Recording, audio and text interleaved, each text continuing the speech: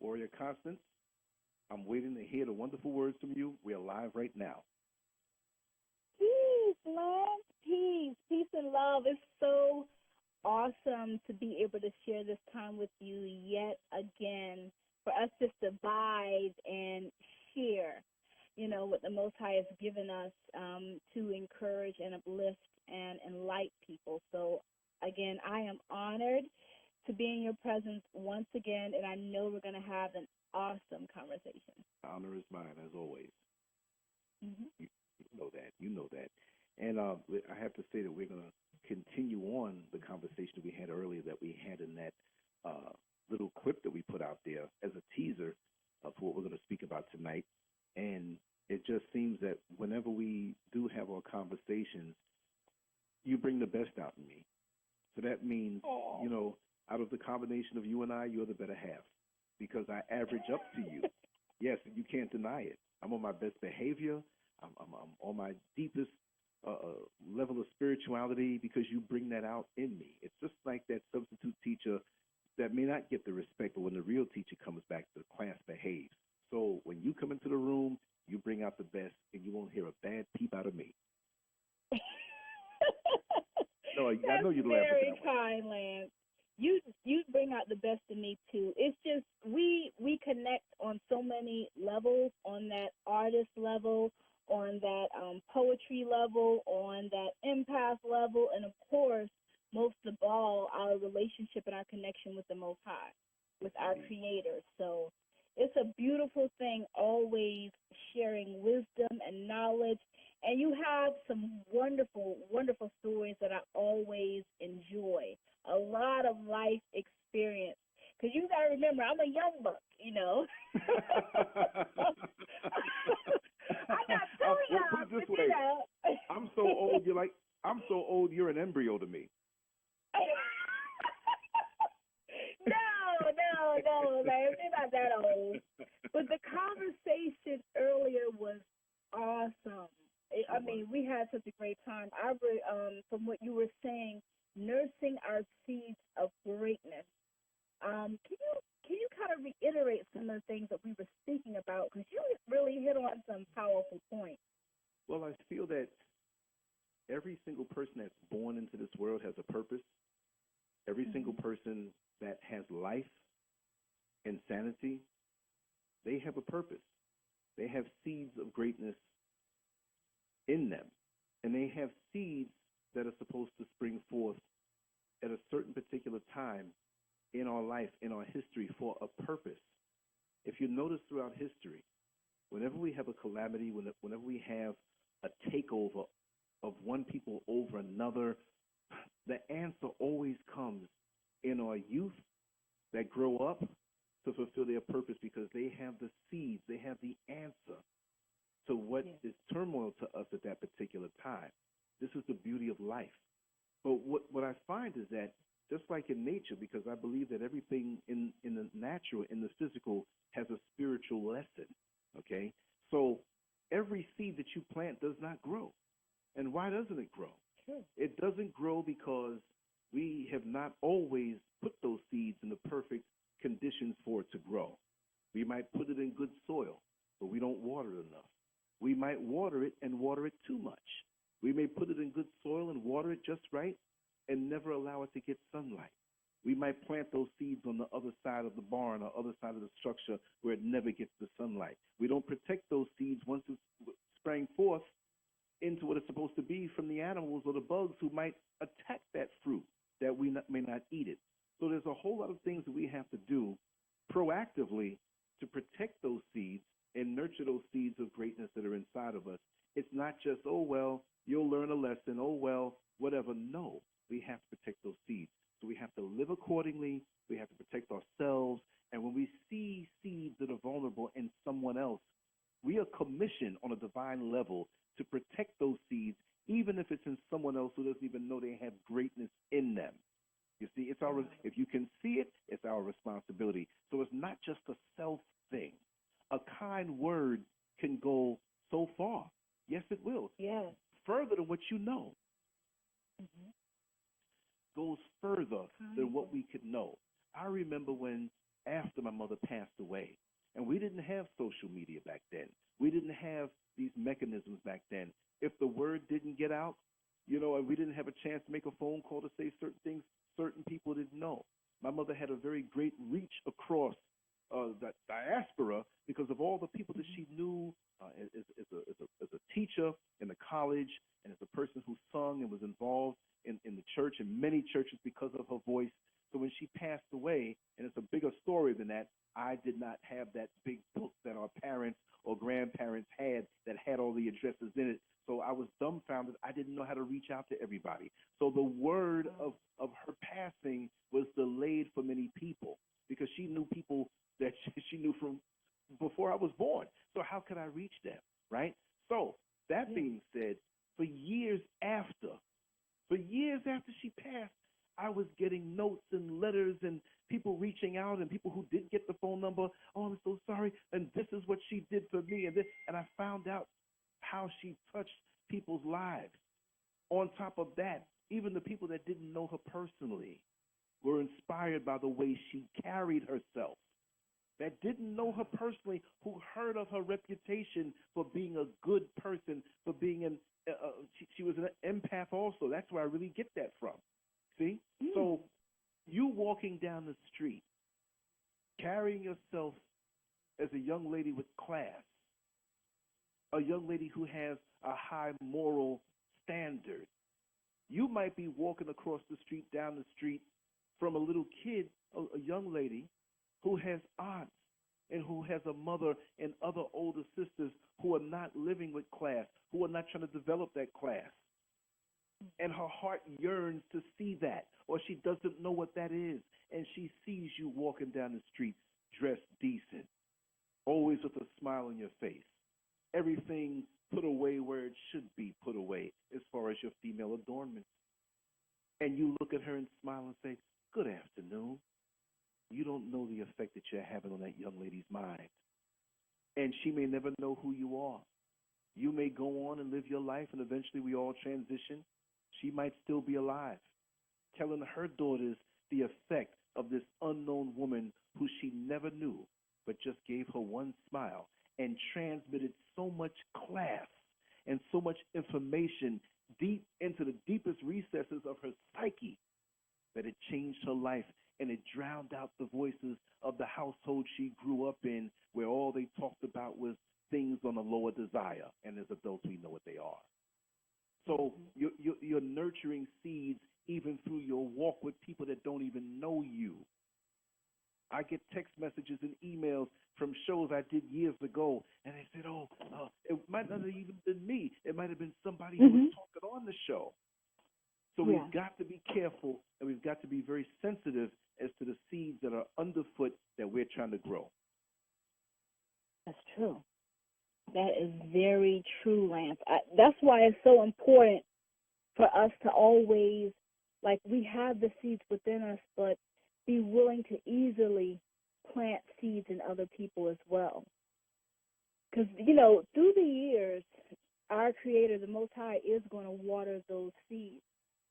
But it's good to give that knowledge, give that wisdom, to give that love freely. I know love, we talk about it and it's a big thing, but you can give a little piece of yourself to let someone know that they're important, to let someone know that they mean something. That's why, like you said, going, like the woman walking down the street, I always, whoever I talk to, no matter who it is, I try my best to implant something positive into their mind. Because that one, like you said, all it takes is that one positive thought. I remember when I was in middle school, I believe, or no, it was high school, and I had this English teacher. And I was a little child with a low self-esteem. I was insecure, but Miss Pringle Jones believed in me. And she was smart as a whip. Her vocabulary was superior. And she just saw something in me, and I didn't see it, but she would always help me, always go above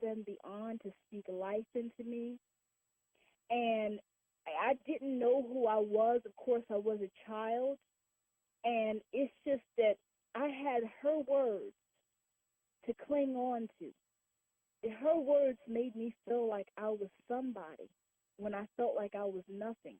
Yes. I remember she helped me prepare for my SATs, for my ACTs in college.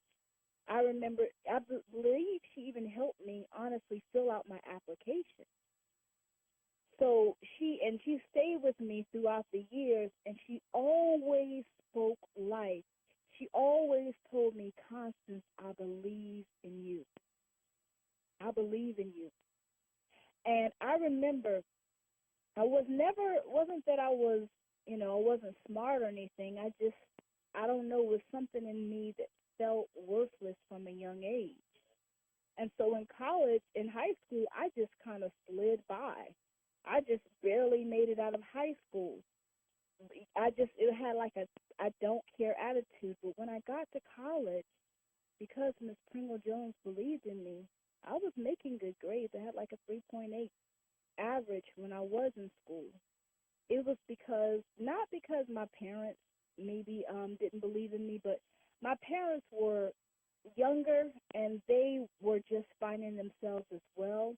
And this was an older lady. I looked at her with so much reverence. She was so beautiful and she was so strong, and she carried herself in such an elegant way. And I looked at her and I'm like, this person believes in me. It made me think like, wow, this person sees something in me. I must do something special. That stuck with me. So just like your mother was able to bless so many people, probably far more than she could ever imagine, I'm willing to bet the things that she said, the path that she led, really blessed a lot of people, and it carried them through certain situations that they wouldn't have made it through without that seed of love, of kindness, of generosity that she gave. So that's why it's so important that we must be cognizant of the things that we say, cognizant of the things that we do, and be willing to share love genuinely and sincerely, and be willing to speak life into people. You never know who you're speaking life into. Wow. Wow. Let me just meditate on that for a while. But that's the truth. And it's sad that, no, well, it's not sad. I was going to say something else, but it's great that you have that in you, put in you, and the interest in sowing those seeds and nurturing them. You had to think back at yourself, like, okay, this person who has so much class, they're investing time with me, so I must be worth something. And you might not even think that at that particular moment. Like, not that you didn't think you were worth something, but there's always higher. It's like when I used to go to the gym when I was a teenager, and I was on a certain level physically, and I'm trying to do my own thing, and I got better, and then I got around the guys that I thought were like, like superheroes the way they were built, and I kept hanging around them, and they invested time in me, showing me things, and after a year or two or three or four, I started looking like them, but I didn't realize it, because they put so much in me. So now, through association, through being around people who resonate at such a high frequency, you see, it'll bring us up. It's just like with weightlifting, and I don't mean bodybuilding. I'm talking weightlifting now. Back in the day, back in the 70s, in the wide world of sports, we had this guy named Vasily Alexiev. He's the guy who had the really big belly, but he was big and strong, and he would break all of these records.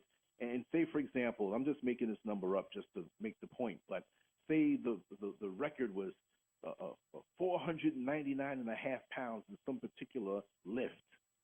Nobody broke it because it was a mental thing.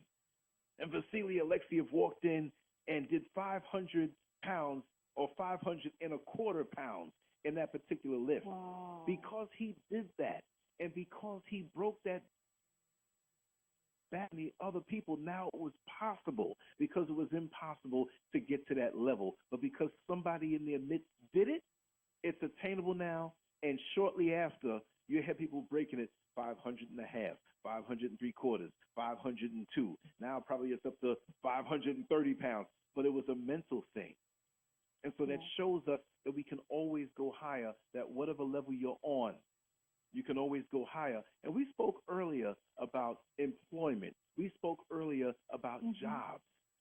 What I wanted to say that we didn't say, because that was a short clip anyway, was that we are not our job.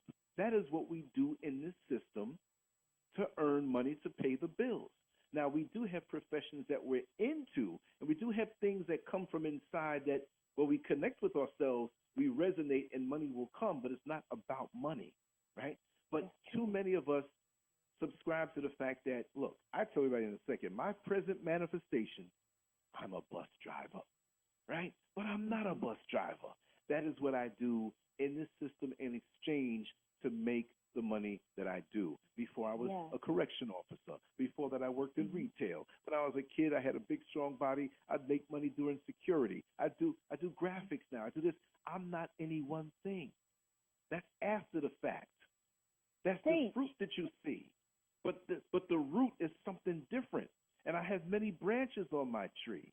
So when anybody tries to relegate you to one thing and say that's all you are, they're really cursing God. Because God didn't create mediocrity. Mediocrity is a man. You think about how talented. I'm sorry, go ahead. No, go right ahead. Pick it up. No, I was saying, you know, when you think about how talented we are as a people and how many gifts we have, you are absolutely right. We're not just one thing, and we're not called to stay in that one specific lane. You know, I'm thinking about even the stuff that you do, Lance, the art. Like anyone who hasn't gone on his website and visited his page, please do. His art is like it's like out of this world to me. I'm looking, I'm like, wow, you created that from your head. You're not tracing over anything. This was from your mind. You're a poet. So all of these things, we have so much within us. And I think being in this system, being boxed into a certain degree in so many ways, we've kind of like let certain parts of us die. But I'm asking everyone tonight to revive those things in which you have let die. Revive those things. We have a beautiful sister on the line in the comment section. I don't know if she's still there, Sister Becky. I stepped away from my computer, so I can't see it. It's beautiful, beautiful poetry. She has a beautiful gift for teaching. We have Brother Aaron also, who shares powerful messages about the Black community as well. We have so many things within us. We have to continue to water those seeds, man, because we're not just relegated. You know what? I think a lot of people are depressed.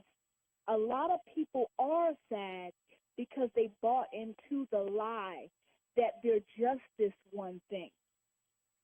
So they go to their job that they're not happy with, that they probably make a lot of money at, and they're focused. They have to spend all these hours at this job, because I used to do it myself, but they weren't nurturing the other parts of them that was their innate self, their innate gifts.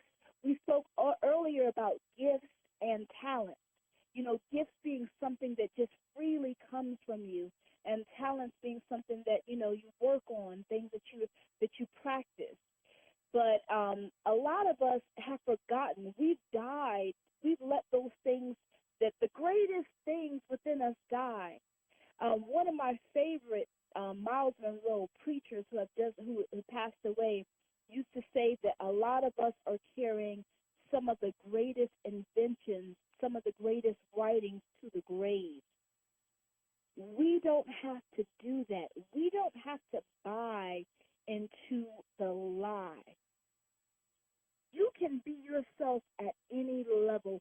Your money in your pocket doesn't make you. You know, money, that's what, when you spoke about job, most people want a better job, they figure a better quality of life. But, you know, India Reese says it so beautifully. And one of my favorite songs from her, "Money Never Made Her Happy." And when she got all that money, it even worse problems came. So there are ways that we can celebrate our gifts now. It doesn't, you using your gift, even if a crowd of 50 people see you at a speaking engagement, you're still using your talent. You're whatever capacity you're using it in, that's a blessing because you dared to use it. Don't be stagnant.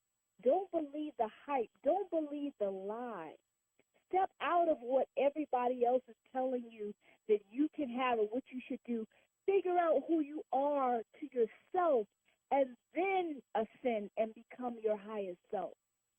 You're not conditioned to what man thinks about you. You're not even conditioned to the limitations that you placed on your very self. When you talked about those bodybuilders and how it was like this one man decided that he was going to go after whatever, like go over the 500-pound marker. It's so many people. I myself, Lance, I could see myself. I used to run on the track sometimes, and I would literally stop myself because I thought that I was going to be exhausted if I went another mile or if I ran for 5 more minutes. It was the limitation that I placed on my own mind. And sometimes these limitations come from our family. Sometimes they come from our friends.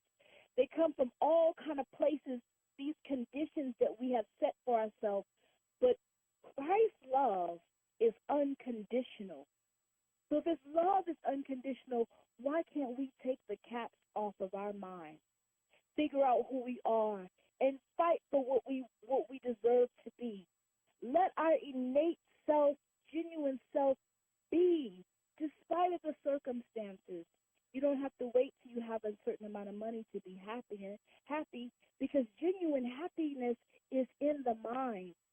There's someone somewhere that we may consider that may be in poverty or may be poor, may not have running water, may be living in a hut, and I'm willing to guarantee you that person is more happier than a lot of people in the United States of America, than a lot of people that have a home, that have the cars, that have the money.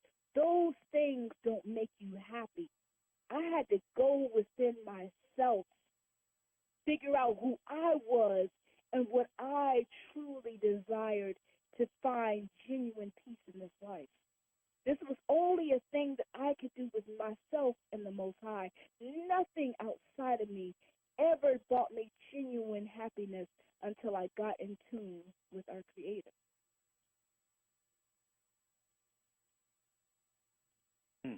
That's that's that's that's fundamental because, like you said, the superficial things don't matter. I've known people in the past that they equated the material gain on this planet, in this life, which is so brief, with being blessed. Now, yes, we will say, I was blessed with this car, I was blessed with this home. I understand that. But they will see people on site and not know what kind of seeds they have on the inside. But they see their worldly success and say, oh, they must be blessed.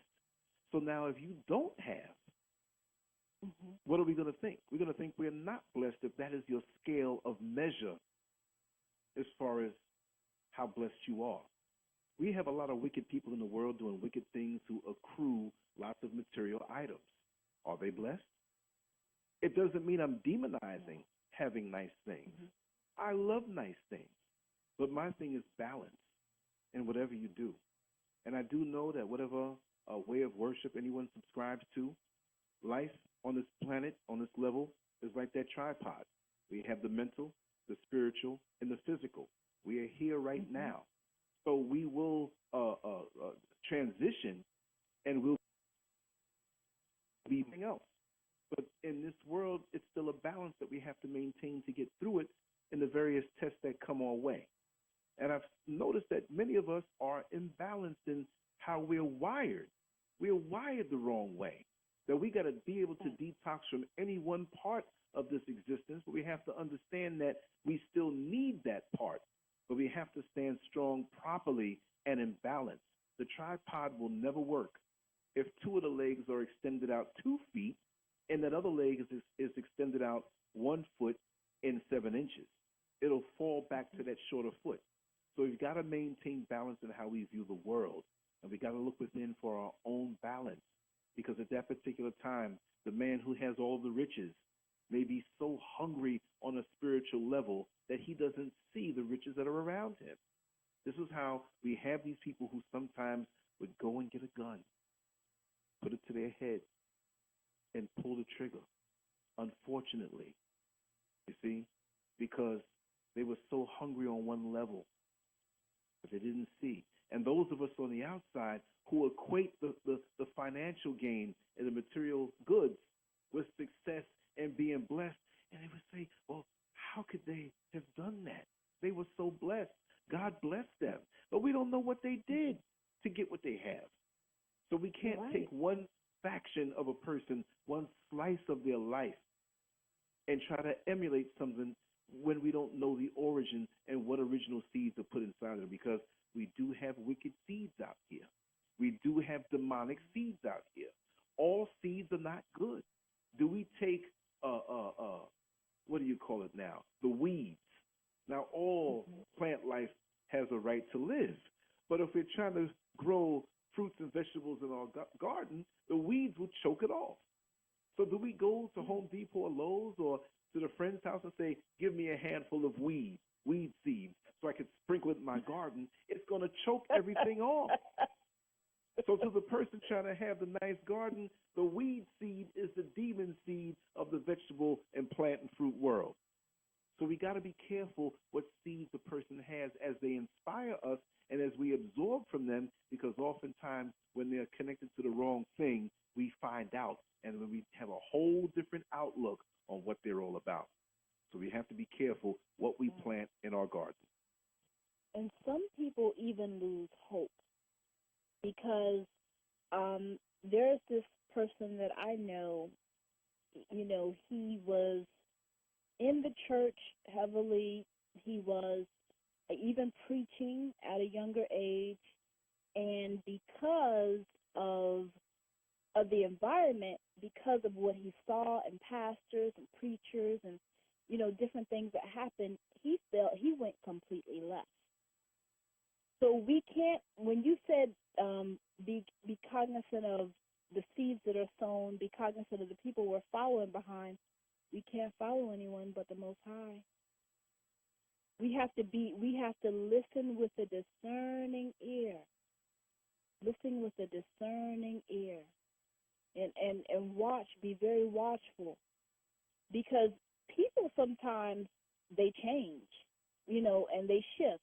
But the one thing that's constant is our spiritual connection with the Most High. That's the one thing that's continuous. And what I can say for my life.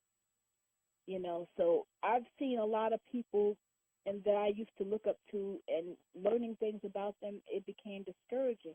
That's when I knew that I had to look within myself and our Creator. It's not that I can't take from people, because I take encouragement and love from a lot of people, but I understand that I can only look up to one. Ultimately, yes, that's right. Mm-hmm. Now let me also say that we do have people out here, and most of us, I'm not going to say this in a demeaning or bad way, but as human beings, we are somewhat flawed. We have development in different areas we have to grow in, different challenges from within. Everybody's an individual. But that being said, we do have many brilliantly flawed individuals out there who have some seeds that we can emulate, or we can take from them with their permission, of course, and grow in our gardens. We all know that guy who's addicted to crack, but he's a master carpenter. And when his mind is straight, and when everything is so, he can do some wonderful work. Doesn't mean you're going to leave him in your house while he does the work and let them wander around, a couple things might go missing. We may know my cousin, Lance.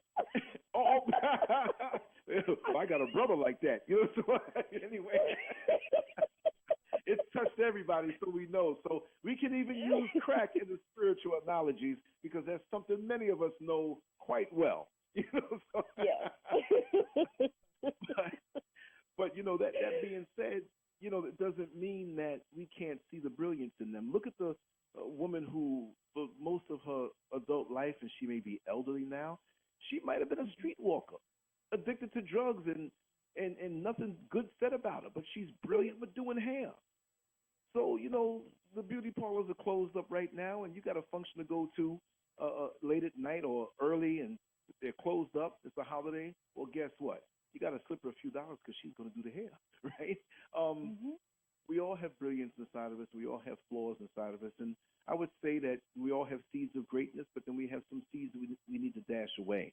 And those are the things that we struggle with in our growth, to meditate on the good and to keep away from the bad because, you know, Satan can use those things against us to keep those things going. The minute that this man makes a vow, like, I'm not going to cheat on my wife anymore, and I'm going to go home and I'm going to do this, here comes that one that's specially made to take him away and make his thoughts wander away. You see, the minute that alcoholic, you know, says, I'm not drinking anymore, you know, now all of a sudden friends want to come around and, hey, well, I know you're not drinking no more, but I got this bottle to celebrate the fact that you're not drinking no more. So one more bottle's not going to hurt. You got to be careful. Mortgages due. And you just know somebody sitting on your shoulder whispering into your mind, go on and gamble away the mortgage money because you're going to get it back 50 times over. Well, guess what? You do that, the foreclosure notice is coming. So we all have things that we have to struggle with. And that's good because struggle brings growth. And see, this is what we got to understand when we're walking in our darkest moments, that struggle brings growth. You may not see it right away. It's like when you're in the gym working out to get muscles and lose weight or whatever it is. That struggle is a small increment to take you to that master vision and realizing that master vision to bring what you want and desire in your heart to full fruition.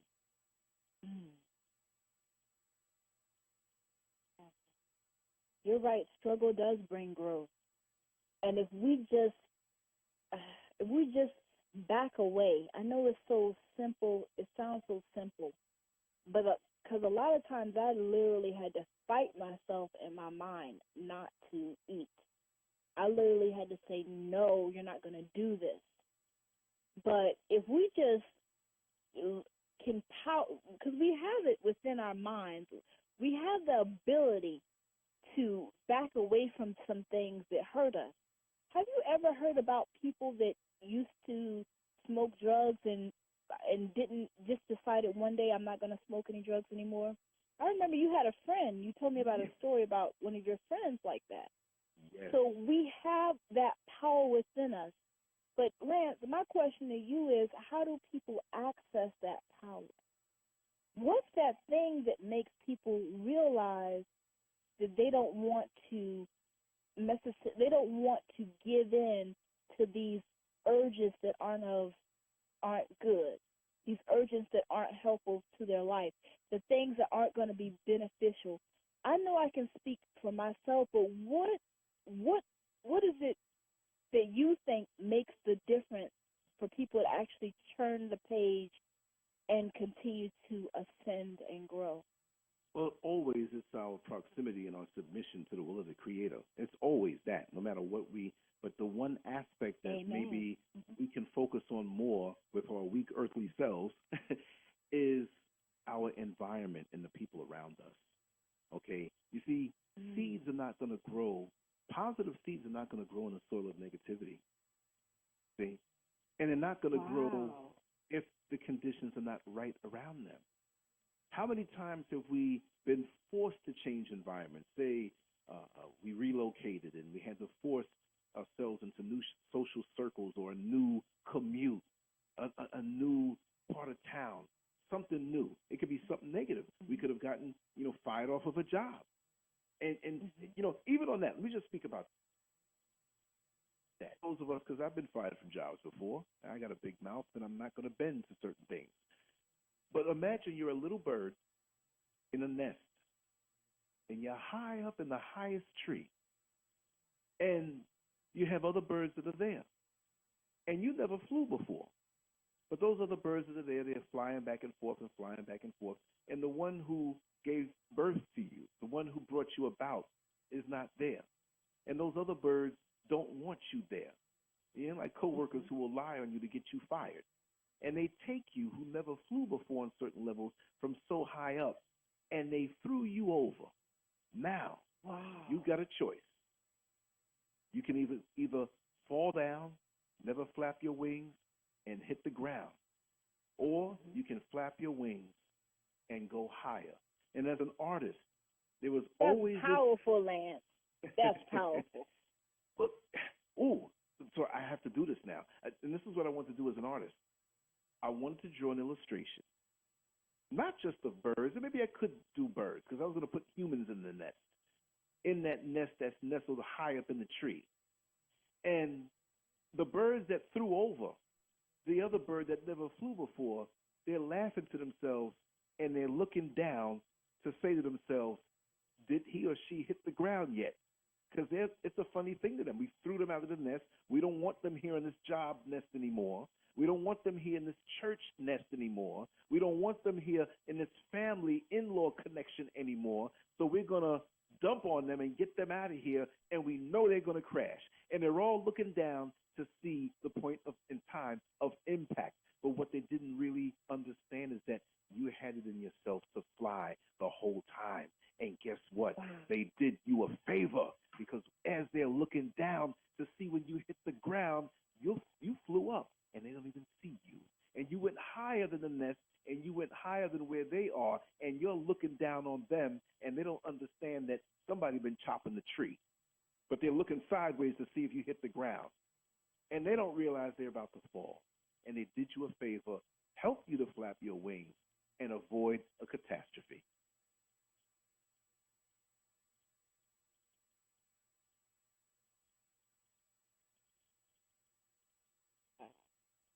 That's a powerful way of looking at it. That's a very, very growth. Powerful way of looking at it. Out of the negative, always look. If you have a lot of negativity, just look at it on a molecular level. You got the positive, the negative, and the neutral.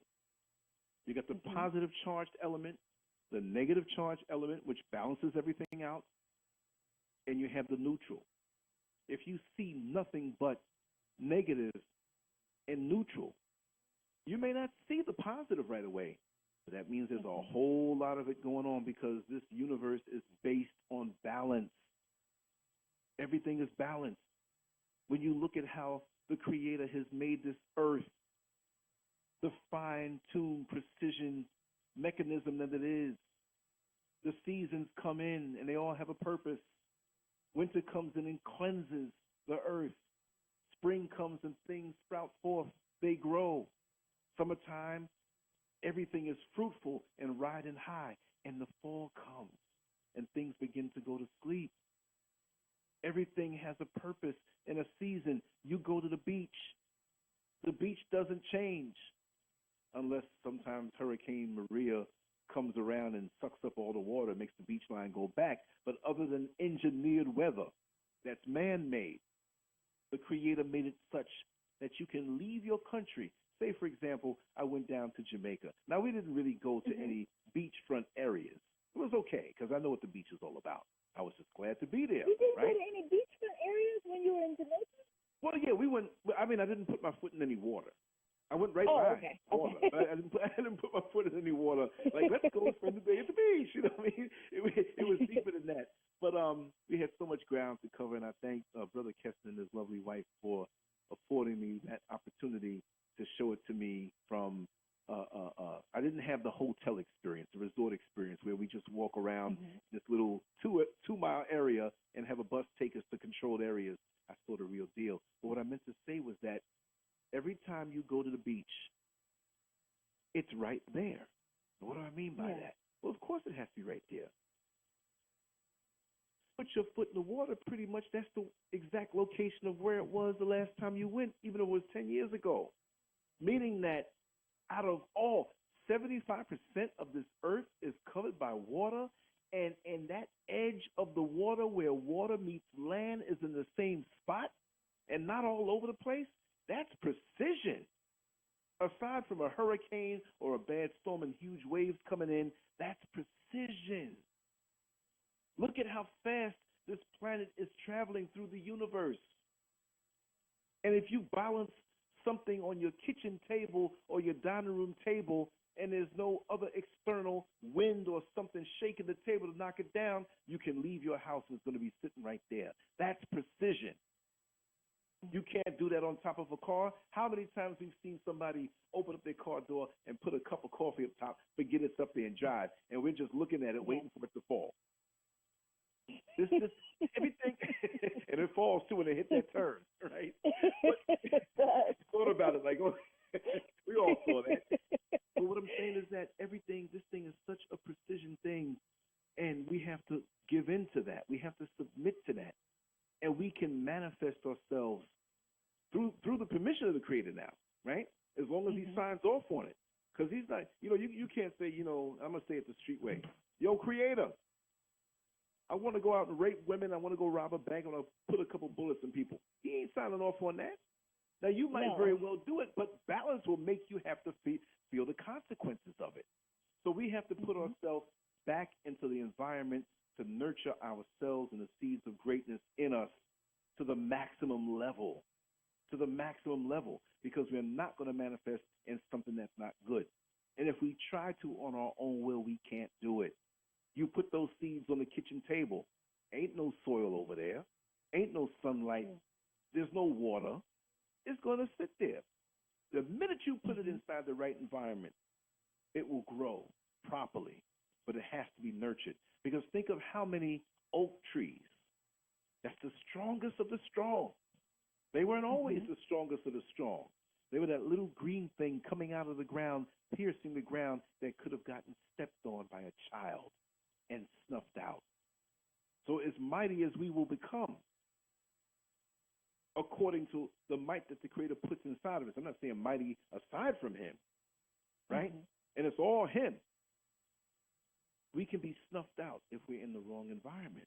So we've got to keep ourselves in the right environment. So when you have the woman who, through her pain of a breakup or being done wrong, growth will come.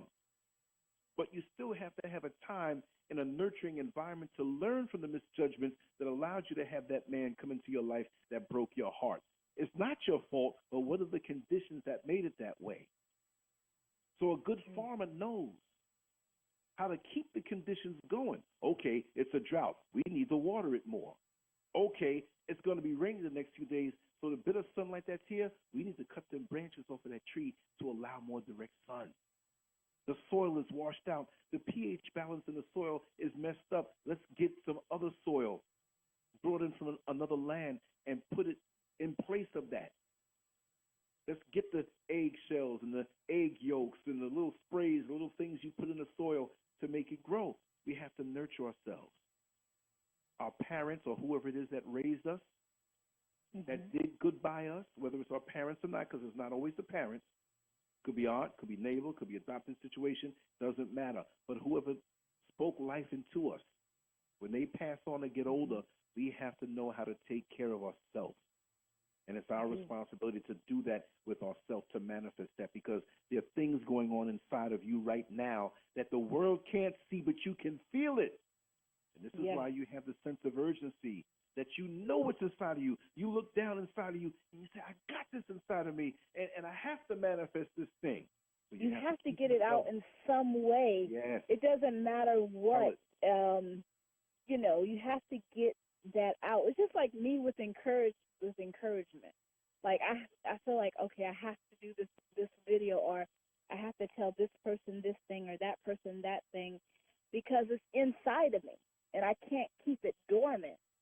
And that's how a lot of people, they keep a lot of their greatness hidden. But it doesn't matter what capacity is coming out at, because greatness is greatness. Greatness is greatness no matter who knows about it. Greatness is greatness regardless. And I also want to speak to the part of having a strong mind, because despite of the environment, a strong mind and a strong will take you places outside of the environment in which you've always known. Yes. I can speak to a trainer I had. He was like a semi-pro boxer. He grew up in the hood in New York, and like in a really dangerous area in New York. And he said, Constance, his name is Dayron, and he was, he's just kind of like a, not, I want to say not nerdy, but kind of like a, not nerdy, but almost could be kind of nerdy kind of guy. Well, a unique blend of special attributes that yes. sometimes they get with each other. I don't want to give any negative stereotype attached to him. But anyway, he would. Okay, what I'm really trying to say, Lance, is you wouldn't suspect that he came out of his environment. But he said, Constance, I was focused, and I knew my mind was strong. He said, I stayed away from drugs. I stayed away from too many sexual relationships. I stayed away from alcohol because I had a set goal in mind. He said, I saw my environment, but I knew that wasn't my destiny. So he said to me, essentially, it was his mind that got him to the place that he's at today. He was like a semi-pro boxer, and he owns a boxing gym, and he does a lot of different things. He does modeling now. He works with different corporations as far as like when they have certain products that they want to put in his gym, things of that nature. But he's extremely successful. But he said, Constance, it was my mind. I made a decision early on, and I stayed focused, and I had my goals. So I want to speak to someone who may not be in a perfect environment, may not be in a perfect situation as far as their job is concerned. Your mind will take you places that your current that it will exceed your current environment.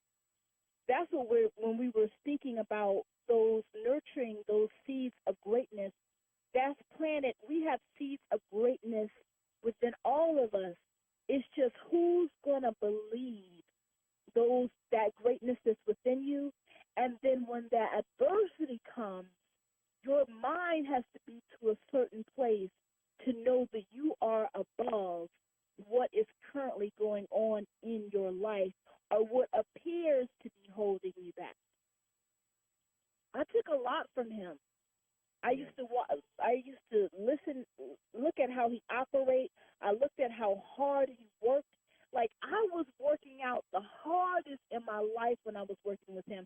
This man had me doing things that was out of my, things that I wouldn't perceive that I could do. We were doing burpees. I had tires around my neck running up hills. I mean, tires around my waist doing, like, push-ups and all this kind of stuff. And he had me doing this, and a large woman. But what he got me to see is that my mind was holding me back from thinking that I could do certain things. He basically ripped that cap off and said, no, Constance, you can do whatever you want to do.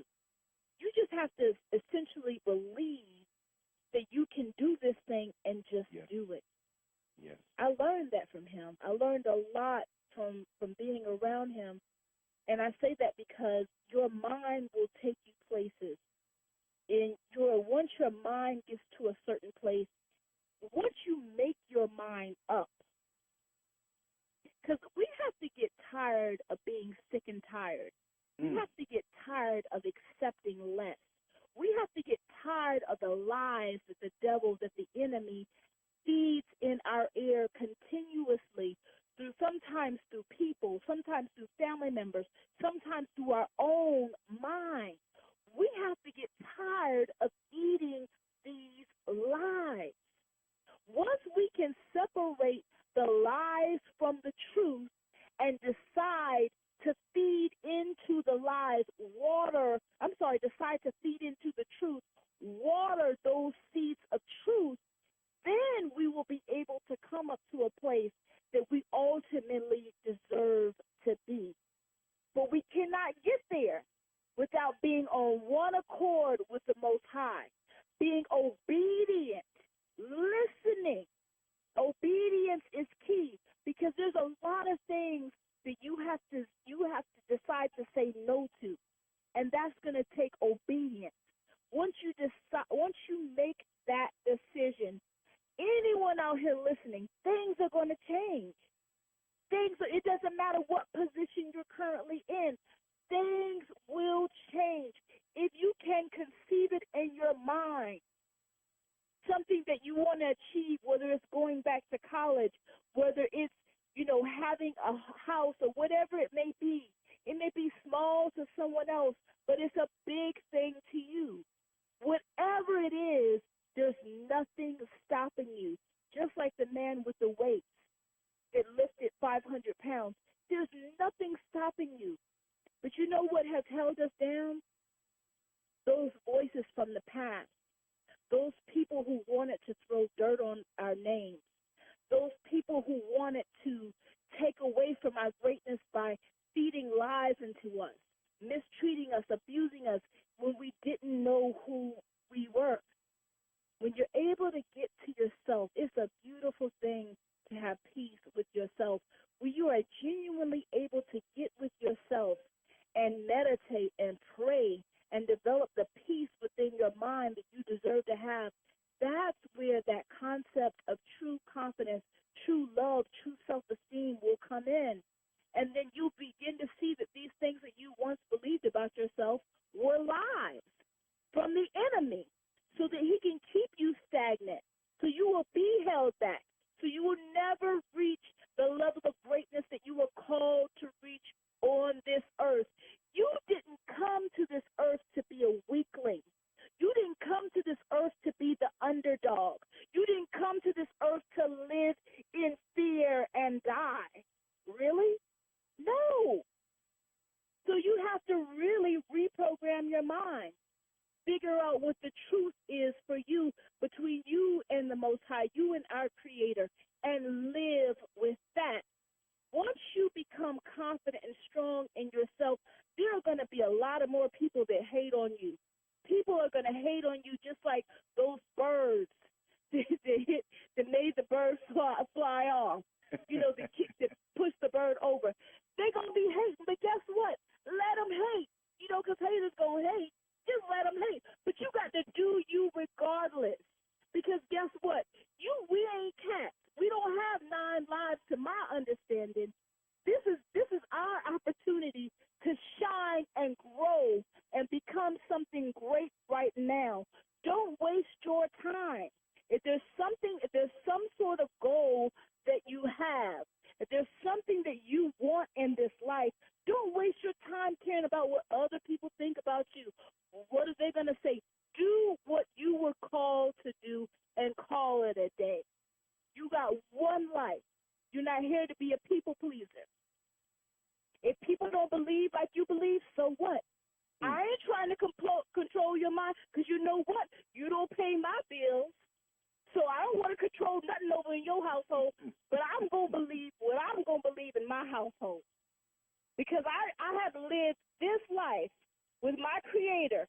I have learned what I've learned from this standpoint. So I have to stand on what I know. I believe Martin Luther King said, if you don't have something to die for, he said something to this degree. Then if you're not, you have to have something you stand on that you're willing to die for, something you believe in. Because when people start taking away what you believe, you really don't believe what you believe. You got to know what you know regardless.